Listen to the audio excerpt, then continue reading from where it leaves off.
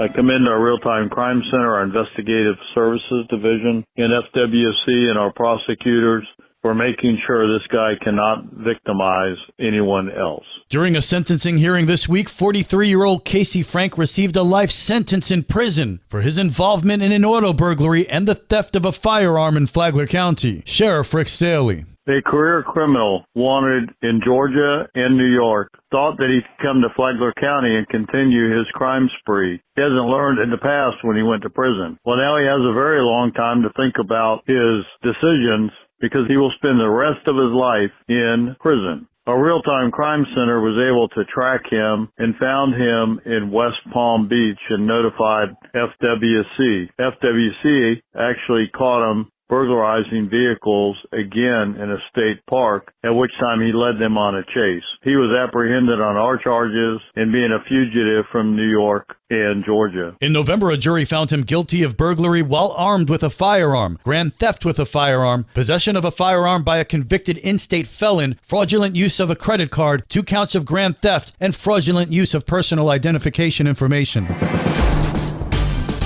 Good morning, Flagler County. I'm Rich Carroll. You're listening to Flagler's Morning News on Friday, February 9th.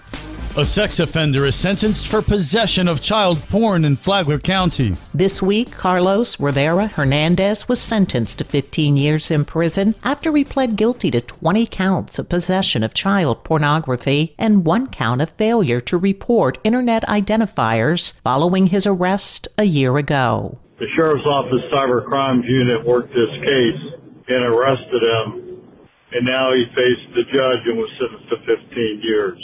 Hopefully he will learn his lesson while in prison, but at least while he's gone for 15 years, he will not be able to hurt another victim child. Flagler County Sheriff Rick Staley adds, "We won't tolerate crimes like this in Flagler County, and if you're exploiting children, we are coming for you next." For Flagler's Morning News, I'm Karen Johnson. This local news is a service of Flagler County's Toyota dealer, Beaver Toyota, US 1 St. Augustine, here to wow you.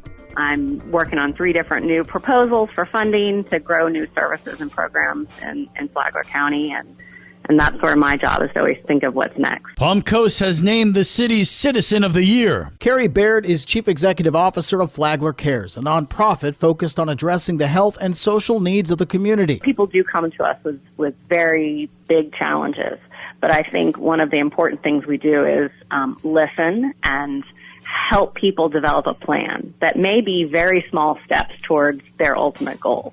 So I think, we see big challenges every day, but really is about making measured steps forward and helping people develop a plan and access resources that can help them get there. Baird says the organization is committed to creating a community that works for everyone. I think that, we're filling gaps as we find them on a daily basis when someone comes to us for help and we're not quite sure how to help them.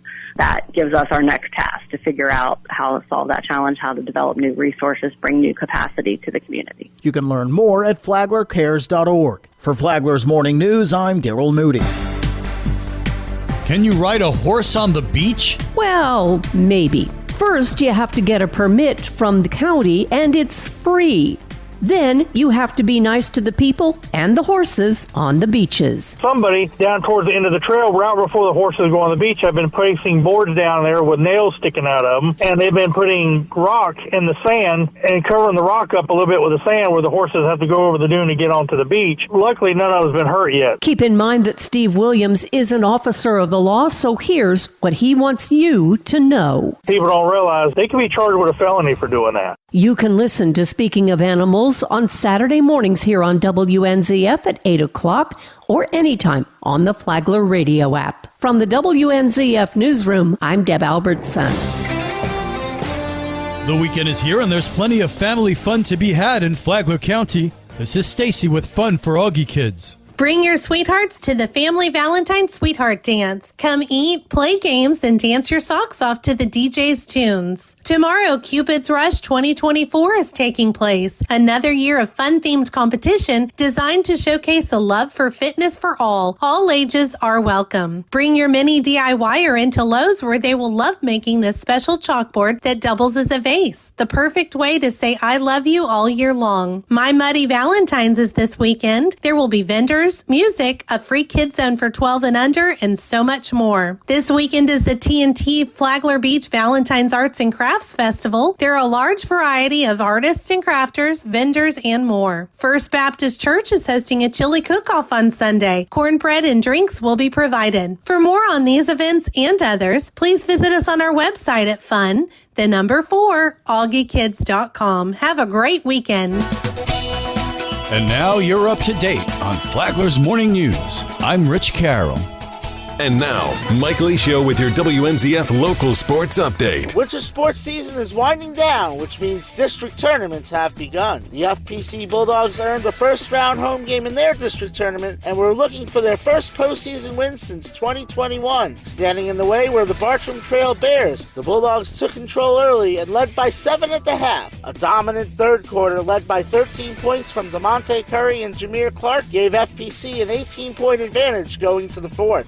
The Bears fought back, cutting the deficit to 2, but FPC finished strong to emerge with a 58-52 win. For FPC coach Mike Talley, Tuesday was just the first step toward rebuilding the program. That's where I'm here to really try to bring that type of culture, a winning culture, to the program, and this is how it starts with the first one. The Bulldogs traveled to Tocoy Creek High last night to battle top seed Creekside. The Knights advanced to Saturday's championship against Tocoy with a 60-43 win. Matanzas traveled to Winter Springs for their district opener, despite 24 Junior Robinson points and a stellar 21-point, 14-rebound performance from Alex Davis. The Bears outlasted the Pirates 68-64. Both girls' teams were eliminated Monday. FPC 78-35 at the hands of Mandarin. Matanzas by the same Winter Springs Bears 47-22. Girls' wrestling districts took place at Matanzas Wednesday. Matanzas finished first out of 16 teams. FPC finished third. All Pirates competing advanced to regionals. Mariah Mills, Brooklyn Watt, and Tiana Freeze won individual titles. Freeze won state 2 years ago and knows what it'll take to have an opportunity at championship number 2. I normally train in the mornings, go to practice, and then after practice I do extra on my own. There's no special thing for regionals because everybody goes to practice, so I think in my mind if I'm doing more then I'm not doing what everyone else is doing. 4 Bulldogs took first in their respective classes: Jocelyn Johnson, Christina Borgman,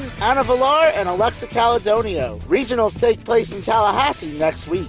Boys weightlifting, FPC split with Father Lopez in New Smyrna Beach. Matanzas grabbed wins against Crescent City and Spruce Creek. Qualifying rounds for the Palm Coast Open begin today at the Palm Coast Tennis Center. We're your home for local sports, with updates Mondays and Fridays. From the WNZF Sports Desk, I'm Mike Licio.